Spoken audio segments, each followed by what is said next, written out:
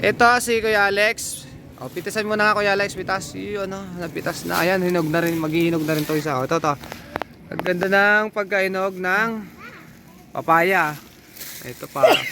Dalawang, Ito pa. Hindi dalawang linggo pa yan. Hindi pa masyadong hinog. Tatakpan ulit natin to. Hindi pa yan hinog. Dalawang linggo pa yan. Babalutan natin yan. Babalutan. So ito si Kuya Alex. Matitikpan niya na yung papaya natin. Ibibigay lang niya sa akin yung buto at yan ay itatanim muli.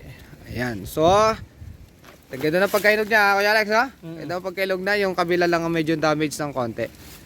Ayan.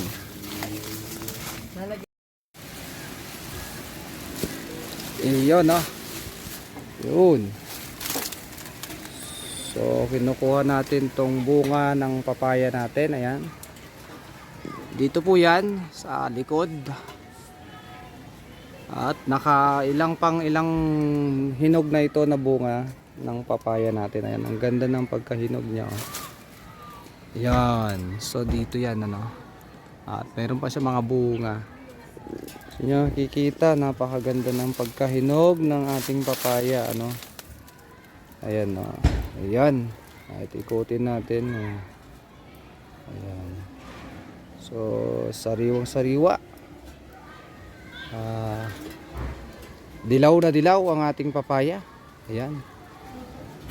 Ayan, So ayan mga ka-garden, nag-harvest na naman tayo ng papaya dito sa ating gulayan. Ayan, So salamat sa panonood, Ayan. Sarap talaga ng papaya kahit mainit na ang panahon.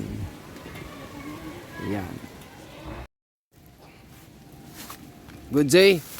At itong tinakpan natin dito na papaya, yan, ay hinog na po siya. Pwede na siyang i-harvest. Actually, ang ilang harvest na natin to na nahinog na bunga ng papaya ito. Pang-lima na to. Pang-lima na to. Yan. So, pang-lima na tong papaya na to. Itong harvest na to. So meron pa dito sa dalawa, tatlo pa rito. Yan, tatlo pa dyan sa taas nya. Isa, dalawa, tatlo. Yan, tatlo pa dyan. So ito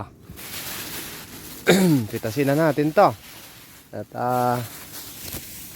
ayan, pitasin na natin to. So takpan muna natin yan. Hindi pa hinog. Ito kasi ito, yan, kita nyo naman.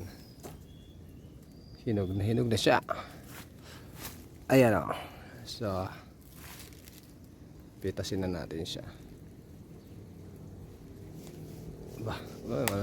Ayan, So napitas na natin to. Itong papaya. Ayan, hinog na po siya. Yan.